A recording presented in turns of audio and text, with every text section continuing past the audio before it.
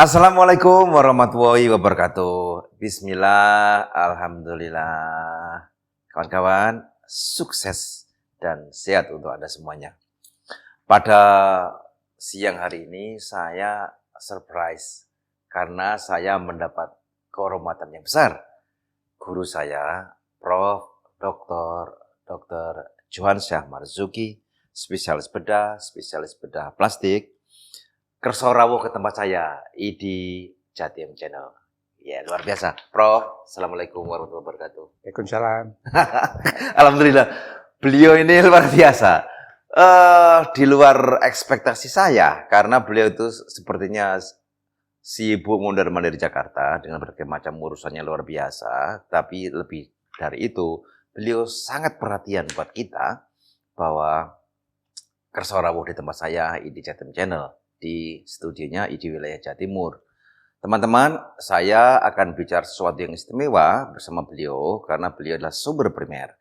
Jadi pada minggu yang lalu, tentu teman-teman ada putusan Mahkamah Konstitusi Republik Indonesia nomor 111/PUU 12/2024 ya, yang keluar minggu yang lalu dan dibacakan minggu yang lalu tentang permohonan pengujian Undang-Undang Nomor 17 Tahun 2023, Undang-Undang Kesehatan terhadap Undang-Undang Dasar 45.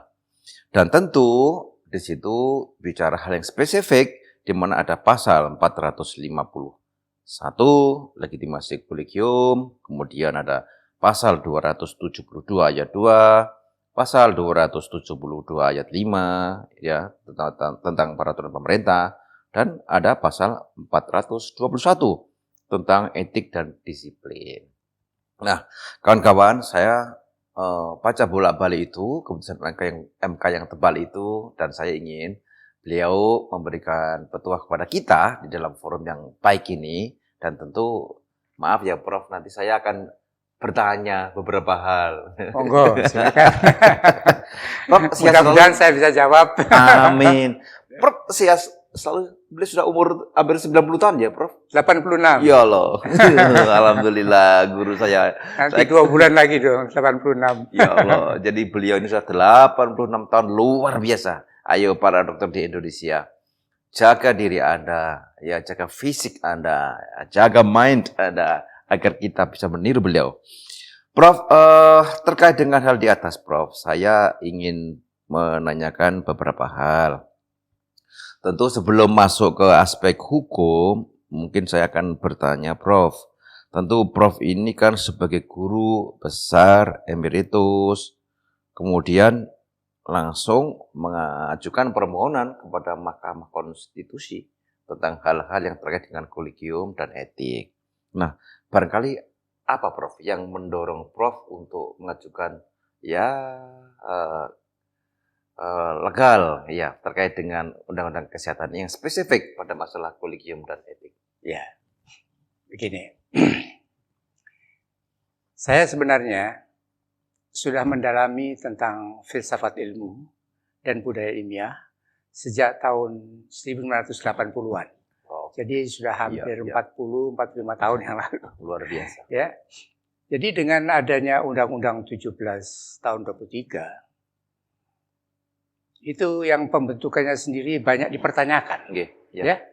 Kenapa kok tidak bersama-sama dengan organisasi profesi, ya, tokoh-tokoh kedokteran, ya.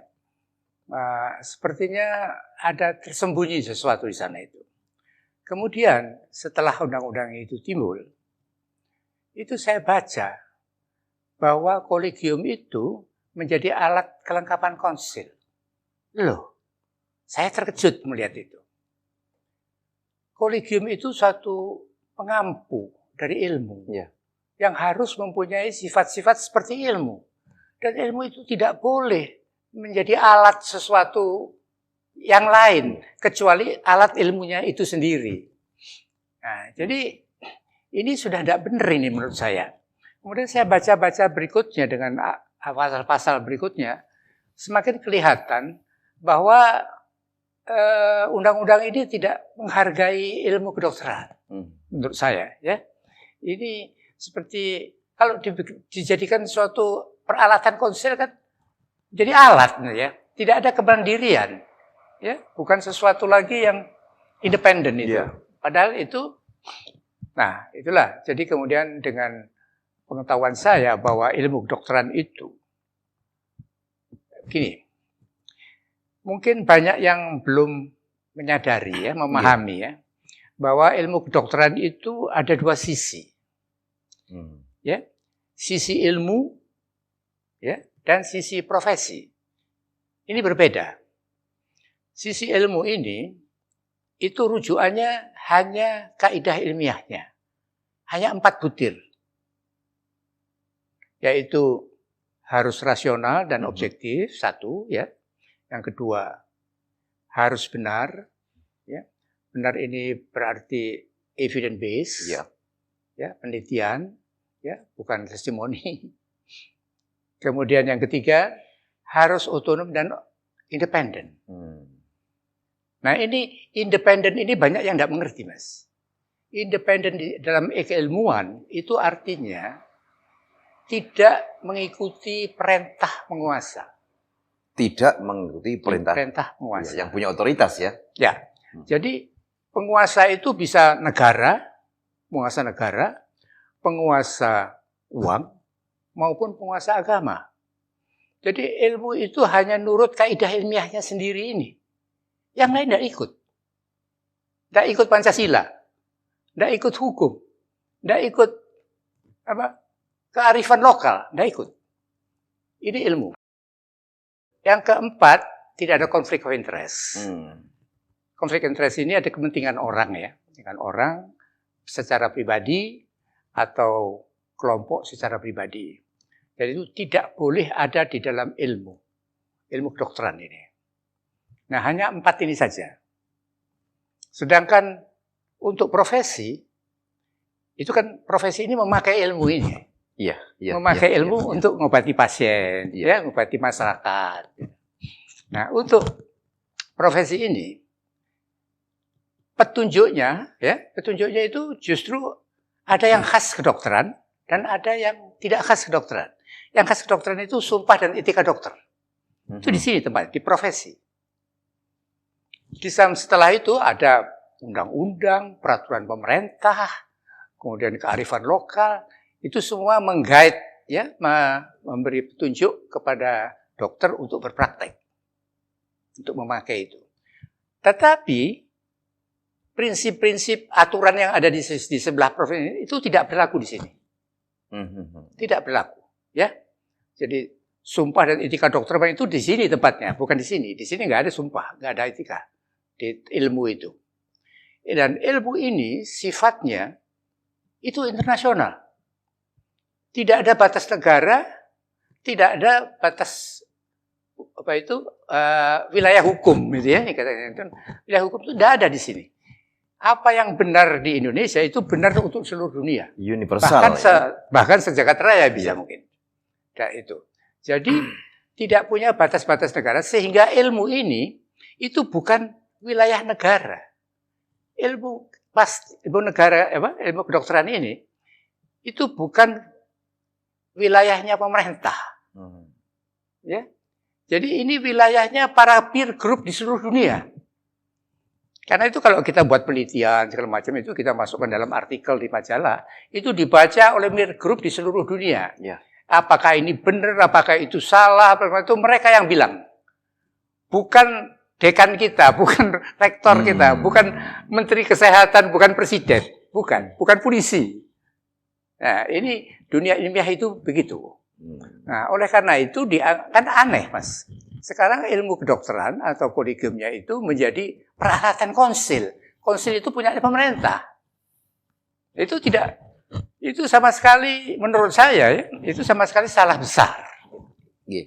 Artinya dari yang Prof sampaikan tadi, bahwa permohonan Prof untuk uji materi undang-undang ini semata-mata didasari untuk aspek atau pemahaman ilmu, ya Prof, ya. Ilmu, ya. Bukan karena organisasi, bukan karena kepentingan. Bukan. Apa di balik itu? Organisasi itu profesi, termasuk profesi. Ya. Saya memang teman-teman, saya bisa memahami betul, apalagi beliau sudah sekian puluh tahun, saya jauh di bawah beliau. tetapi ilmu kedokteran itu di tangan orang yang tidak tepat, bahayanya luar biasa. Dan sayangnya bahaya itu hanya kita yang tahu, artinya peer kita ini yang tahu.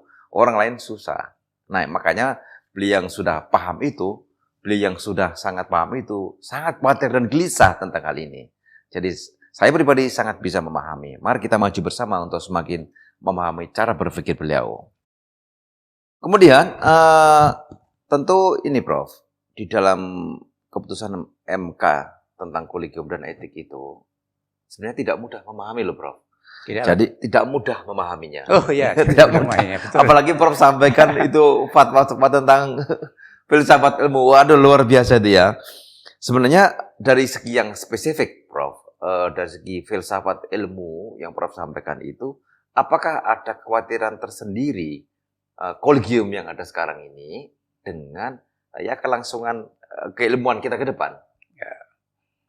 Ya, jadi begini Mas. Seperti saya katakan tadi, bahwa ilmu kedokteran itu harus independen, ya, harus hanya mengikuti keadaan ilmiahnya sendiri. Tetapi Undang-Undang 1723 itu mengatakan nomor 1 ya, itu mengatakan ini adalah kolegium itu sebagai peralatan konsil. Ya. Ini sudah salah. Kemudian ada lagi itu pasal 272 ayat 5 kalau tidak salah ya. Itu mengatakan bahwa peran, fungsi, dan wewenang kolegium itu diatur oleh PP, peraturan pemerintah. Ya, betul. Loh, berarti kolegium ini hanya jadi jongos-jongosnya pemerintah. Tidak ada kemandirian. Itu salah. Tidak ada, berarti nanti itu bakal yang terjadi, ilmu kedokteran bakalnya rusak, akan menuruti kekuasaan. Karena diatur oleh peraturan pemerintah, bukan diatur oleh dirinya sendiri. Diatur oleh kaidah ilmiahnya sendiri. Ya. Jadi kalau ini sampai diteruskan, itu hari depan ilmu kedokteran di Indonesia ini menjadi rusak menurut saya. Ya. Padahal ilmu kedokteran itu harus sama dengan seluruh dunia. Bukan ada ilmu kedokteran ala Indonesia gitu, sudah ada. Begitu ya? Itu. Ya. Ini. Prof, kalau di negara lain kedudukan kolegium itu seperti apa, Prof? Bagaimana? Di negara lain? Di negara, ya kolegium di negara-negara lain pun tidak ada yang di bawah pemerintah, itu tidak ada. Jadi kolegium itu tetap mandiri, pemerintah itu memfasilitasi. Karena kolegium itu kan berguna bagi rakyatnya. Berguna untuk mencerdaskan bangsa. Jadi saya beberapa di negara itu mereka memfasilitasi misalnya biaya-biaya operasional dari kolegium, ya. Kemudian gedung, tempat, gitu, dan mungkin juga honorarium bagi pekerja-pekerja yang bekerja dalam kolegium. Ya. Itu menurut saya layak, karena memang kolegium itu membantu negara dalam mencerdaskan bangsa. Sebenarnya dalam Undang-Undang Dasar 45 itu sudah disebutkan bahwa negara bertanggung jawab untuk kesejahteraan dan mencerdaskan bangsa. Dan hidup secara harmoni dengan secara internasional, begitulah kira-kira ya. Saya nggak begitu paham kata-katanya, ya. Itu. Jadi kolegium di Indonesia selama ini itu tidak pernah dibiayai siapa-siapa, Mas. Hanya biaya sendiri kan. Betul. Karena itu sendiri mestinya juga yang tahu itu semua. Tidak gratisan, Mas. Kita kerja tidak ada dari anggaran. Kita mengerjakan kadang-kadang itu mesti harus menguji, harus sewa tempat, ya, biaya hotel dan segala macam. Itu sampai urunan kita itu untuk bisa menyelenggarakan ujian dan segala macam itu. Itu tidak hasilnya diberikan kepada pemerintah, pada negara. Sampai kita sudah menghasilkan sekian puluh ribu spesialis. Iya. Iya, betul, Bro. Ya, luar biasa. Jadi kita berpikir seolah-olah negara ini berutang sama kolegium ini. Ya. Kawan-kawan. Untuk siapa? Sekian ribu itu untuk bangsa kita ini sebenarnya. Kawan-kawan semuanya, saya beri pemahaman bahwa kolegium ini sebenarnya selama ini berpuluh-puluh tahun, itu bekerja betul-betul mencari uang sendiri, menyelenggarakan kegiatan sendiri, dan hasilnya itu yang luar biasa, yang dipersembahkan untuk bangsa dan negara. Begitu. Katakanlah mendidik, menyelenggarakan ujian, dan dengan standar-standar yang luar biasa itu kalau dikuantifikasi anggaran sebenarnya luar biasa. Tapi kolegium kita mandiri gitu. Ya. Jadi bukan cuma mandiri. Iya, mandiri. Jadi sebenarnya kami dulu sangat bangga kami bisa membantu pemerintah dan masyarakat Indonesia dengan kolegium ini gitu. Nah, sekarang dengan yang cara sekarang jadi ada kegelisahan sendiri kalau semuanya dijadikan satu, seakan-akan dibiayai. Ya kalau biayanya banyak, kalau ada kepentingan lain, gak tak kebiayai, kan ini kan luar biasa. Sebenarnya saya ini Bro, mau bertanya, apa mungkin kalau kolegium itu ada di satu tangan, katakanlah sekarang ada di tangan KKI, ada di tangan Kementerian Kesehatan misalnya, apa mungkin itu bisa digunakan untuk hal-hal yang bukan tujuan keilmuan itu, Bro? Oh, tidak bisa, tidak boleh, Mas. Karena kolegium itu didefinisikan sebagai pengampu ilmu, Mas. Jadi dia harus mempunyai sifat-sifat seperti kaidah ilmiah yang 4 tadi itu. Dan ini tidak bisa dipergunakan untuk kepentingan kelompok atau kepentingan pribadi. Jadi saya sebenarnya senang saja dengan keputusan MK. Saya lihat bahwa kolegium itu harus merupakan badan independen. Sekarang ini ya, keputusan MK itu harus badan independen di bawah presiden melalui konsil. Nah, semua badan independen itu seharusnya di bawah presiden memang. Jadi tidak lagi di bawah ID, di bawah perhimpunan, atau di bawah konsil, di bawah kementerian MKKI, misalnya begitu. Di bawah kementerian gimana? Di bawah kementerian apalagi kekuasaan, tidak boleh. Nah, karena itu harus di bawah presiden, di bawah melalui konsil. Nah, Undang-Undang 1723 itu, konsil itu menjadi di bawahnya menteri. Nah, itu sesuatu kemunduran dari sebelumnya. Sebelumnya konsil di bawah presiden. Gitu, sudah betul yang dulu itu. Nah, sekarang dikembalikan bahwa konsil memang di bawah presiden sebagai badan yang independen juga, ya. Dan kolegium itu di bawah presiden melalui konsil. Jadi sama sekali terlepas dari Kementerian Kesehatan. Ya, terlepas. Jadi memang harus sebagai badan independen itu hanya tidak tunduk kepada siapa-siapa, Mas. Hanya tunduk pada empat kaidahnya ini tadi.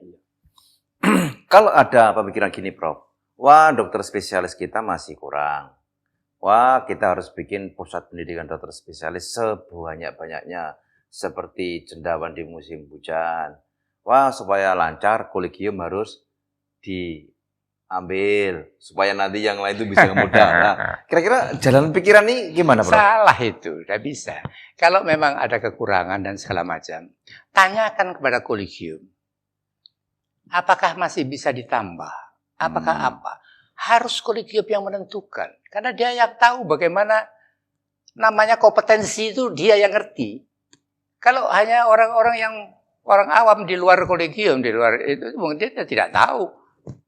Pendidikan itu tahapannya seperti apa, berapa lama, mengapa kok begitu lama. Ya seperti misalnya Menteri Kesehatan pernah usul ya untuk melakukan clipping aneurisma itu, mau mengajari dokter umum ya untuk dilatih selama 6 bulan, kemudian itu kan tidak mungkin. Seperti seksiosaria di puskesmas. Iya, di puskesmas dan kemudian harus dokter umum yang mengerjakan untuk diajari beberapa bulan itu kan tidak mungkin. Saya bisa bayangkan kematian pasti luar biasa. Iya, berbahaya itu. Iya. Ya, jadi semuanya itu harus melalui jalur-jalur ilmiah yang sudah baku, menurut saya gitu. Ya. Prof, saya akan bertanya, Prof. Prof sering menyatakan kolegium sebagai academic body dan bukan executive body. Ini maknanya bagaimana, Prof? Sebenarnya academic body itu bukan dari saya, Mas. Oh, enggak. Bukan dari saya. Iya. Itu mungkin lebih banyak pengacara saya yang mengatakan itu. Ya, itu advokat Muhammad Joni SHMH itu. Saya didampingi beliau. Ya. Perlu saya sampaikan dulu ya, bahwa advokat saya ini itu telah mendampingi saya secara sepenuh hati dan gratisan, Mas. Jadi sungguh saya berterima kasih kepada beliau, ya, karena mungkin tanpa beliau mungkin gugatan saya mungkin tidak pernah terwujud, ya, karena kan biasanya banyak, Mas, itu biayanya. Walaupun secara yang operasional mungkin ya memang saya yang membiayai, ya, secara operasional. Tetapi honor pribadi mereka tidak minta. Nah, tadi tentang apa, Mas? Tentang academic body. Academic body, oh ya. Executive body. Saya lebih senang memakai istilah pengampu ilmu. Pengampu ilmu. Karena itu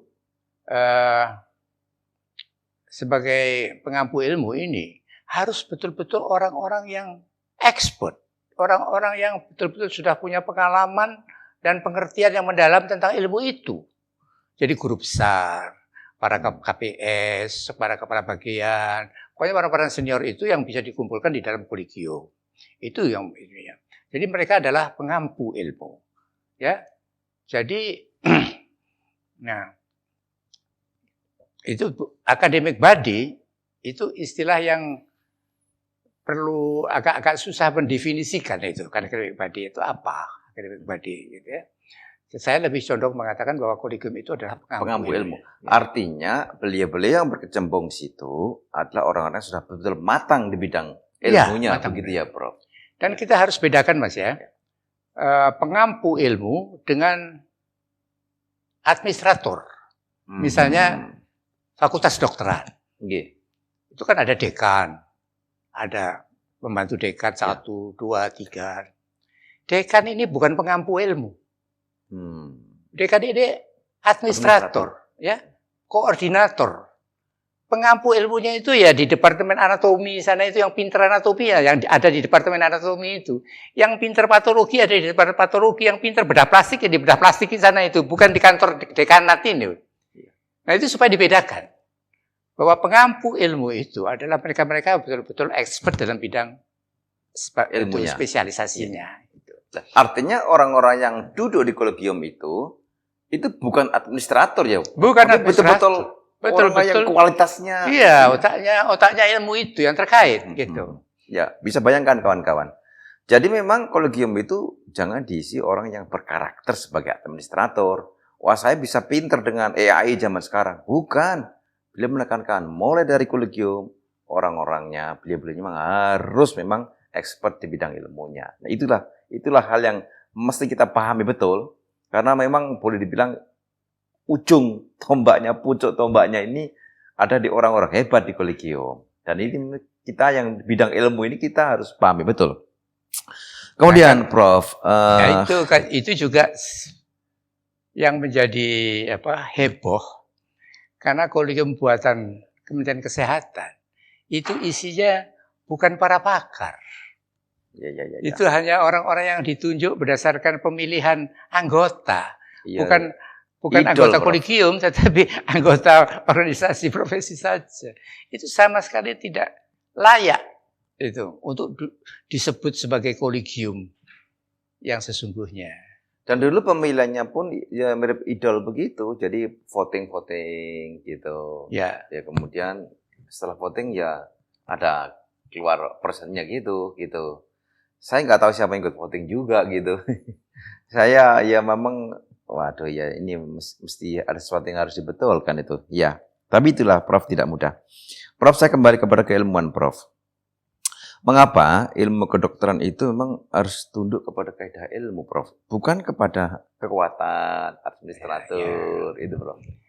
Jadi begini, ini juga banyak yang belum memahami, Mas ya, bahwa ilmu kedokteran itu ilmu pasti alam. Ya. Jadi ilmu di dunia ini ada 2 macam, yaitu ilmu pasti alam dan ilmu sosial. Kalau ilmu pasti alam, ini mempunyai batas-batas yang jelas, di antaranya kaidah ilmiah itu. Itu kaidah ilmu pasti alam itu. Ya, hanya tunduk kepada kaidah ilmiah. Tidak tunduk kepada yang lain. Lain dengan ilmu sosial. Kalau ilmu sosial itu tidak mempunyai batasannya jelas, Mas. Ya, misalnya saja, apa yang disebut benar? Kalau di dalam ilmu pasti itu jelas. Ya, yang disebut benar itu apabila ada evidence, ada bukti yang mempunyai hubungan sebab akibat, ya, dan dapat dibuktikan kebenarannya secara repeatable, dapat diulang dan konsisten. Siapapun yang melakukannya ya. Siapapun dilakukannya, dimanapun dilakukannya. Dengan syarat dan kondisi yang sama gitu ya. Ya, dengan syarat dan kondisi yang sama. Oleh karena itu, yang mengevaluasi kan bukan orang-orang kita, tapi semua peer group di seluruh dunia. Yang ilmunya sama gitu ya. Yang sama, peer group dengan satu ilmu yang sama. Jadi inilah yang dasar mengapa kita itu harus ikuti kaidah ilmiah. Ya, karena secara internasional itu. Ilmu kita itu ilmu internasional. Ya. Jadi kalau penguasa kan ada batas waktu wilayahnya itu. Kayak presiden, menteri, segala macam wilayahnya ya Indonesia saja. Begitu loncat ke Singapura, mereka sudah tidak punya wewenang apa-apa lagi. Tapi ilmu, dimanapun kita berada itu akan sama. Borderless. Kedokteran. Ya. Gitu. Prof, ini Prof. Tapi zaman sekarang itu kesaksian itu malah mendominasi, Prof. Wah, itu luar biasa, mengalahkan rasional kita. Iya. Kesaksian itu bukan alat bukti. Bukan. Alat bukti dalam ilmu kita itu adalah penelitian. Ya, penelitian yang benar itu adalah kalau repeatable secara konsisten.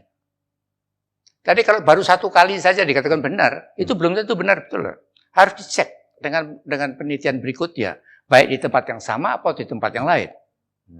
Ya, apabila itu konsisten sama terus, nah itu baru benar, ya, dan baru bisa kita pakai untuk dipakai dalam pelayanan dan lain begitu. Nah, itu tentang kebenaran dalam ilmu pasti alam. Kalau ilmu sosial apa benar yang disebut benar? Tidak ada definisinya, Mas. Ada yang mengatakan ada kebenaran menurut hukum, ada yang bilang kebenaran itu relatif, ada lagi kebenaran menurut agama. Tapi definisinya apa? Tidak ada. Jadi itulah kita mengapa kita sebagai dokter yang punya ilmu pasti itu harus mengikuti kaidah ilmu pasti ini, dan kita mengabaikan kebenaran-kebenaran lain kecuali kebenaran ilmu pasti. Oke, Prof, zaman sekarang itu medsos itu memang menjadi panggung siapa saja untuk eksis gitu ya, sehingga kebenaran itu sepertinya nomor 2, nomor 3 gitu ya. Saya ingin bertanya, Prof, sebenarnya apa sih bahayanya bila kedokteran itu diintervensi atau di bawah aturan atau menurut keinginan dari kebijakan politik? Ya. Jadi kalau sampai ilmu kedokteran itu ikut kebijakan politik, itu lalu ilmu itu menjadi bias. Dan mungkin hanya berlaku lokal saja itu nanti, ya. Bukan ilmu kedokteran itu. Seperti sekarang yang Undang-Undang 1723 di mana banyak intervensi Menteri Kesehatan. Itu saya memberi gelar ilmu kedokteran di Indonesia versi 1723 undang-undang itu sebagai ilmu Menteri Kesehatan, bukan ilmu kedokteran. Ini bunyinya seperti guyonan ya, tapi itu memang sangat berdasar karena ilmu kedokteran itu harus berdasarkan penelitian, bukan atas perintah menteri. Di sini kan menurut pasal-pasal yang saya sebut tadi itu ilmu kedokteran menjadi di bawah perintah Menteri Kesehatan. Lalu ilmu kedokteran menjadi ilmu Menteri Kesehatan. Tapi Prof, apa ada bahayanya buat masyarakat? Ya, akhirnya ilmu kedokterannya bukan ilmu kedokteran, tetapi lebih rendah. Entah apa yang sampai di mana tergantung kebijakan pemerintah. Kan pemerintah nggak ngerti ilmu kedokteran. Akibatnya dokter-dokter akan memakai ilmu yang bukan standar, ya, di bawah standar. Akibatnya pelayanan pasien-pasien itu akan mendapat pelayanan yang di bawah standar. Ya, sangat merusak dan merugikan bangsa ini. Kalau kita tidak mengikuti standar ilmu kedokteran yang sesungguhnya. Artinya keselamatan pasien itu dipertaruhkan. Jadi dipertaruhkan akhirnya. Tapi bagaimana kalau dikatakan bahwa semua kebijakan ini justru untuk kepentingan masyarakat? Tidak bisa. Kalau kepentingan masyarakat, itu serahkan ilmu kedokteran kepada pakarnya. Biar dia yang mengerti apa yang berguna bagi masyarakat dan tidak berguna bagi masyarakat.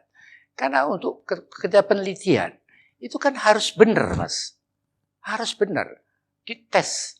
Ya, tidak boleh ada konflik of interest di dalamnya. Ya, harus yang rasional dan objektif.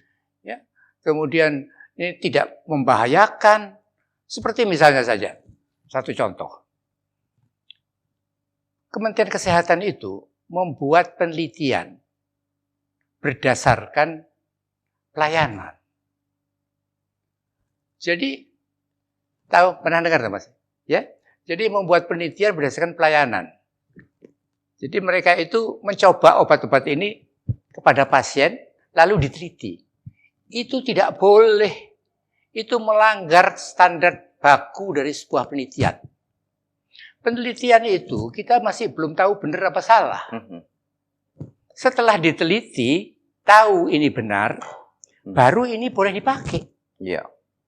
Bukan penelitian itu dicoba kepada pasien, bayar, ya, saya obati, kemudian bayar, masuk kantong uang saya, lalu data-datanya saya pakai untuk penelitian. Itu tidak boleh. Karena kita memberikan pengobatan kepada orang yang belum tentu obat itu benar. Itu berkhasiat. Bahkan mungkin itu berbahaya. Nah, jadi itu dikerjakan oleh Kementerian Kesehatan.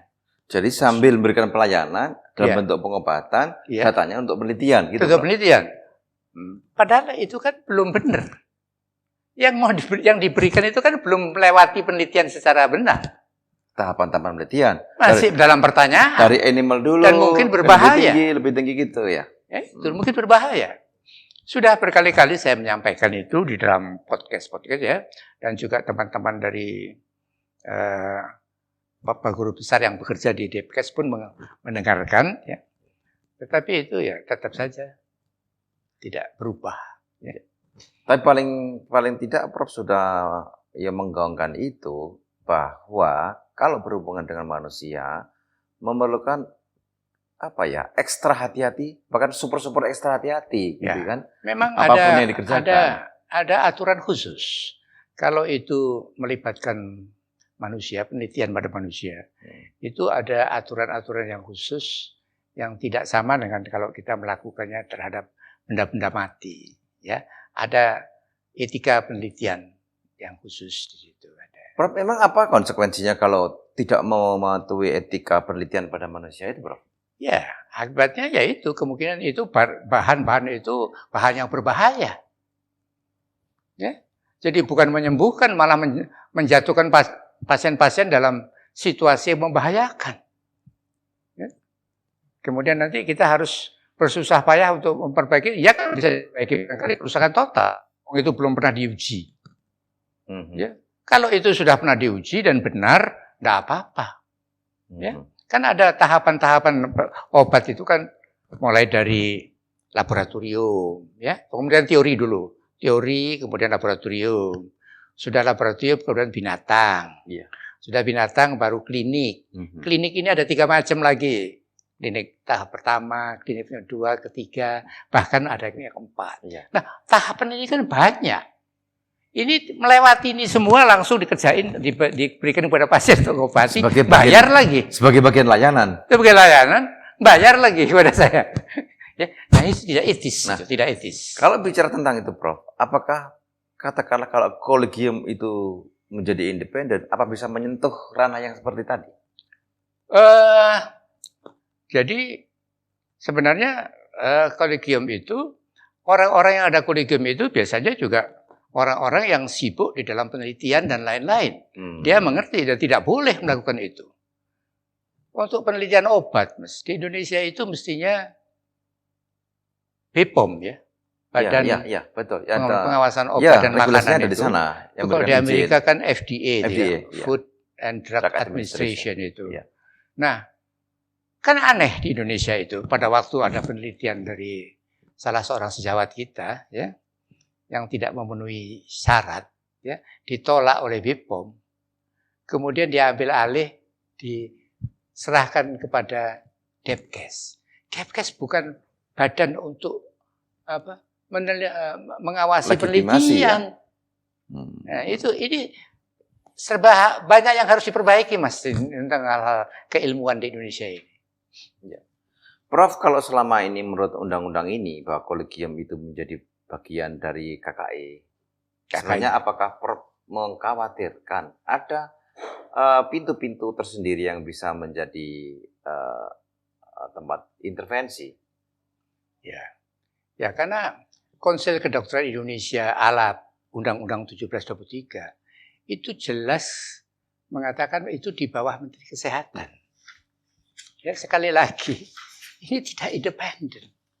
Nah, dengan keputusan MK, konsil itu kembali menjadi badan independen, ya, di bawah presiden, konsil itu. Dan kolegium itu juga di bawah presiden lewat konsil. Jadi menurut saya ini sudah betul ini, sudah banyak betulnya ini sekarang daripada Undang-Undang 1723 itu. Ini koreksi yang cukup berarti menurut saya. Prof, apa mungkin yang menurut dalam Undang-Undang 1723 itu mungkin nggak memungkinkan seorang pejabat atau tokoh politik, pejabat politik mengintervensi kebenaran ilmiah? Apa bisa, Prof? Nggak boleh. Ya.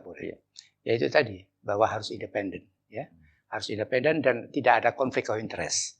Kalau politikus-politikus itu kan mesti penuh konflik of interest-nya. Apakah untuk partainya, apakah untuk siapa, untuk orang mana, untuk dia atau siapa, ya, untuk perusahaannya atau apa begitu. Di sini sama sekali kita tidak boleh punya kepentingan pribadi, ya, baik itu diri pribadi maupun kelompok pribadi. Ya, kalau ada kepentingan orang, itu kepentingan orang secara keseluruhan, ya, secara publik. Jadi misalnya penelitian obat. Nah, obat ini memang dipakai untuk manusia yang berumur sekian sampai sekian dengan penyakit ini, dengan indikasi ini, itu lengkap. Ya hanya itu. Tapi manusia yang semua mempunyai kriteria yang sama. Bukan untuk si A, untuk si B, tidak boleh. Ya, begitu juga pemerintah. Itu pemerintah itu dianggap seperti suatu kelompok-kelompok tertentu. Itu tidak boleh. Harus berdiri di atas semua karena membawa amanat. Ya, jadi negara, ya. Harus berupa kriteria. Ya, kalau itu yang dipakai dalam penelitian itu pada kriterianya. Yeah. Prof, sekarang saya mau bertanya tentang etika karena di dalam pasal 421 itu juga bicara tentang etika dan kebetulan Prof juga melakukan pembicaraan masalah ini. Iya. Nah, selama etika dan disiplin profesi itu di ranah profesi, nah sekarang kalau pemerintah ikut serta, itu apa potensi masalahnya, Prof? Kalau pemerintah ikut serta, ikut serta ngurusi masalah etika gitu. Mas. Begini, Mas. Untuk memahaminya itu, sebenarnya etika dokter itu untuk apa? Etika dokter itu nomor satu, menurut saya, itu untuk melindungi ilmu kedokteran. Supaya tidak dipakai sewenang-wenang. Satu. Oleh dokter? Ya. Oleh dokter? Oleh dokter. Ya, dipakai oleh dokter untuk sewenang-wenang. Dan yang kedua, melindungi dokter. Supaya dia memakainya itu berhati-hati, ya, sesuai dengan indikasi, kemudian tepat sasaran, tepat orangnya, dan tepat dosisnya, dan tepat apa-apanya itu. Yeah. Itu dilindungi, itu diantara ini. Dan yang ketiga, ini melindungi pasien. Supaya dia terhindar dari kewenangan, ya, pasien yang menerima pengobatan dengan ilmu kedokteran. Jadi dari semua aspek ini, etika itu ada kaitannya dengan ilmu kedokteran. Bagaimana orang mau mengawasi etika dokter, tapi tidak mengerti ilmu kedokteran? Kan aneh. Ya, seperti dalam Undang-Undang 1723 itu, mengatakan bahwa etika dan disiplin itu akan diawasi oleh pemerintah pusat dan pemerintah daerah. Terbeliak kita mata kita. Apa kemampuan dari mereka-mereka bapak-bapak yang jadi lurah, yang jadi bupati itu mau mengawasi etika kedokteran. Ya. Jadi itu pun terjadi pada profesi yang lain. Profesi yang lain juga? Profesi advokat, ya, profesi notaris, profesi Mahkamah Konstitusi misalnya. Itu yang mengawasi etikanya siapa? Yang orang-orang yang dari grup mereka itu. Ya, tidak ada itu kemudian Pak Lurah ikut-ikut mengawasi etikanya Hakim Konstitusi. Tidak ada itu. Ya. Jadi memang dalam keputusan MK yang sekarang ini, menurut saya dia masih memasukkan unsur-unsur lain di dalamnya. Ya mungkin adik-adik kita nanti itu akan bisa mengoreksinya lebih jauh. Menurut saya masih belum tepat itu. Saya kawan-kawan, memang saya ini masih praktisi karena saya masih berpraktek dan karena saya ahli bedah ginekologi yang melakukan pembedahan. Melihat etika zaman sekarang itu saya perhatiin. Ya, tentu pada ruang yang sempit saya akan bicara tentang etika dalam kondisi yang real case, ya, kasus yang real. Tapi apa yang beliau sangat khawatir itu saya mencerap dan saya memahami betul bahwa betapa pentingnya etika itu untuk melindungi pasien. Nomor satu, melindungi pasien supaya tidak semenang-menang menggunakan ilmu kedokteran oleh kita, dokter. Tapi juga melindungi dokter juga, gitu. Jadi sama-sama mendapat manfaat yang luar biasa sebenarnya. Dan saya setuju bahwa etika itu memang ya yang paham, yang mengerti itu. Nah, kalau sebenarnya yang ideal, Prof, yang mengawasi etika itu, katakanlah, itu siapa sebenarnya, Prof? Yang apa? Yang mengawasi etika profesi ini. Sebenarnya, kalau katakanlah individu kan ya susah ya, tetapi katakan ada body, ada badan, itu yang ideal menurut Prof siapa? Menurut saya ya dari kalangan kedokteran sendiri. Menurut saya Majelis Kehormatan Etika Kedokteran seperti yang lalu, itu sudah tepat menurut saya. Ya sudah tepat untuk mengawasi etika para dokter. Mereka itu dokter. Dan mereka mempelajari betul, dan biasanya senior yang ada di sana itu, yang sudah tahu kelakuan dokter yang agak nyeleweng itu bagaimana, yang benar itu bagaimana. Saya kira serahkan pada mereka. Sudah paham itu kelakuan. Iya, Prof. Kami tidak menampik ya, para pemirsa, tidak menampik bahwa ada sih dokter yang ini, yang ya miring-miring gitu. Ya memang ada. Dan itu dari kita sendiri dulu kalau kita fungsikan dengan bagus. Jadi ada MKEK itu sebenarnya keras loh, Prof. Jadi seperti betul-betul dipanggil formal begitu. Dan memang kalau ya ada dukum, ya dukum betulan gitu, ya kan. Kalau memang terbukti ya, itu gitu. Jadi keras sebenarnya. Itu sejauh yang kami tahu, itu dokter jadi mikir, apa sih ya, nggak boleh berprofesi, berpraktek yang jauh di luar kaidah-kaidah etika yang baik. Untuk etika, Mas ya. Jadi untuk etika itu saya kira kembali kepada yang lama itu sudah betul menurut saya. Tetapi kalau untuk kolegium agak berbeda, Mas. Kalau kolegium itu atas putusan MK yang kemarin, itu harus independen yang full. Jadi dia hanya bertanggung jawab pada presiden melalui konsil. Jadi tidak lagi bertanggung jawab pada perhimpunan. Tidak lagi bertanggung jawab pada ID. Lepas ya, Prof ya? Lepas. Ya. Tidak lagi di bawah MKKI. Tetapi menurut hemat saya, kerjasama itu boleh. Sekalipun tidak di bawah ID, tapi kerjasama sama ID kan bisa. Iya. Ya toh? Bagus. Kerjasama dengan perhimpunan. Harus. Wong kita nanti mengambil orang-orang yang duduk di kolegium, ya orang-orang dari profesi, dari perhimpunan. Itu.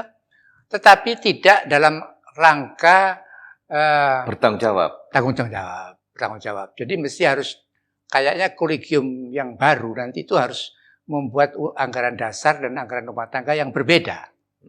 Kalau yang dulunya itu mengaku di bawah organisasi profesi perapi misalnya ya, bedah plastik misalnya gitu, maka itu sudah tidak boleh lagi seperti itu. Karena pertanggungjawaban jawabnya itu kepada presiden. Sekarang.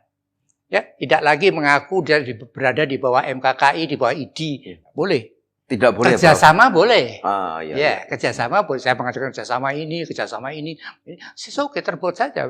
Kita bisa bekerja sama dengan siapapun, bahkan dengan orang luar negeri. Kita bekerja sama. Kita sering mengadakan forum-forum ilmiah dengan mendatangkan pembicara-pembicara dari luar negeri, kan? Itu kerjasama saja, bisa.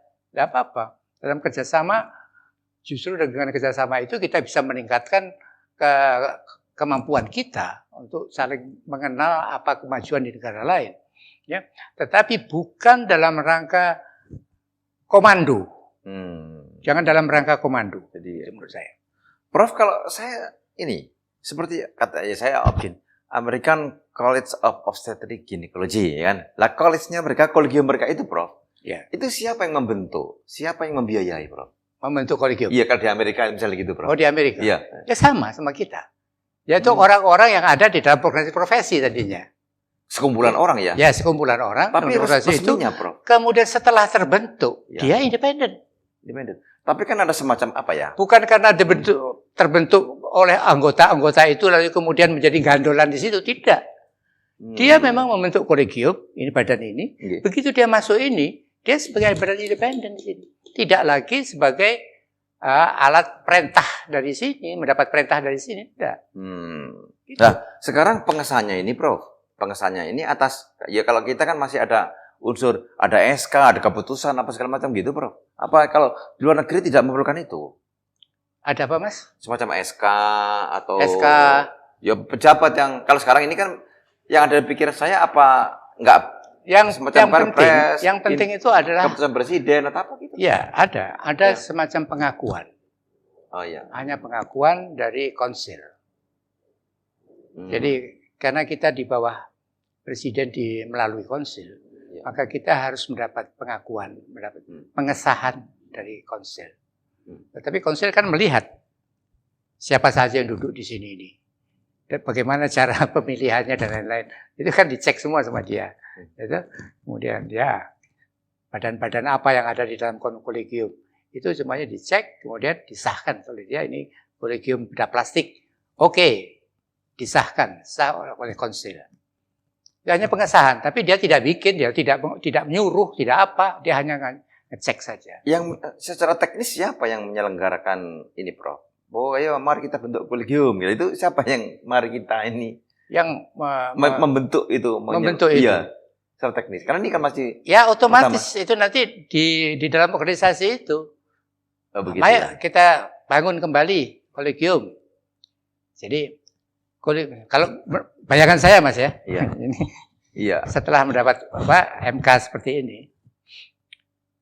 sekarang kolegium yang di bawah Kemkes ini kan sudah tidak legitimate lagi, ya, sudah tidak punya dasar hukumnya lagi, hukumnya sudah dibatalkan oleh MK. Mari kita bikin kolegium baru, sesuai dengan maunya MK. MK harus berisi para pakar. Gitu. Oke, ini.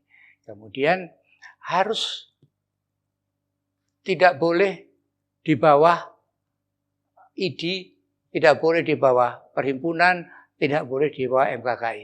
Ya, di dalam anggaran dasar dan anggaran rumah tangganya itu diubah. Katakan yang tidak boleh itu ya jangan ditulis di situ. Independen, gitu. Kemudian Kemudian dalam berikutnya itu melakukan kerjasama yang erat dengan ini boleh aja. Dengan ID, dengan apa, that's okay, no problem. Lah di situ, Prof, apakah ada peran semacam DPR nanti dalam pembentukan kolegium? DPR? Iya, dalam tidak ada, Mas. Tidak ada. Sebagai konsekuensi dari MK kemarin? Tidak ada. Menurut saya tidak ada.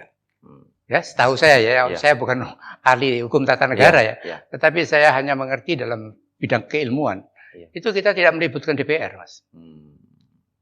Untuk perkara ilmu-ilmu itu kita nggak masuk ke DPR. Itu ya. Makanya saya heran dulu itu ada penelitian yang ditolak, itu mengadunya ke DPR. Aneh. Bukan itu tempatnya. Baik, Prof. Prof, sebenarnya di dalam kolegium kemarin itu ada kata Kementerian Kesehatan, Kementerian Ristekdikti, gimana, Prof? Gimana? Ada kata Kementerian Kesehatan, ada Kementerian Ristekdikti di dalam kolegium ini, Prof. Oh, dalam kolegium itu. Iya. Ya. Jadi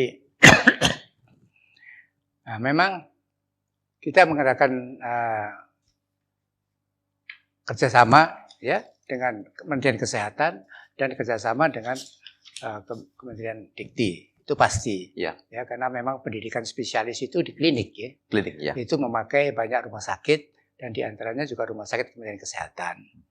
Nah, jadi memang begitu juga dengan Dikti, di mana kita punya hubungan baik secara administratif, ya, itu dibantu oleh Fakultas Kedokteran.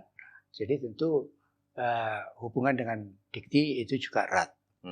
Jadi oleh karena itu sebenarnya harus tidak ada permusuhan.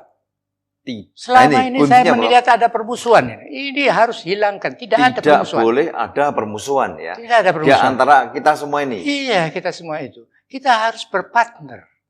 Partnership itu harus dibangun. Ya, antara Dikti, kolegium, dan Kementerian Kesehatan. Semuanya ini bukan untuk masing-masing. Semuanya untuk bangsa dan negara ini.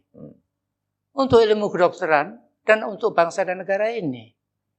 Buat apa kita bermusuhan seperti seolah-olah itu urusan pribadi? Kalau musuhan kan urusan pribadi, Mas. Iya. Ini berada urusan pribadi. Mari kita bersama-sama membangun negara dan bangsa ini dalam jalur yang benar. Jangan rebutan. Kalau ini memang jatahnya kolegium, jatahnya para pakar, suruh dia kerja. Kalau ini jatahnya Kementerian Kesehatan, silahkan Kementerian Kesehatan membuat rencana berapa yang dibutuhkan.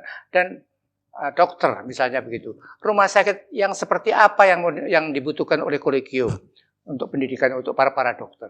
Kita kerjasama, kita bicarakan semuanya. Begitu juga dengan Dikti. Jadi masalah besar ini menurut saya itu karena ada pola pikir emosional, rasa permusuhan, rasa tidak suka.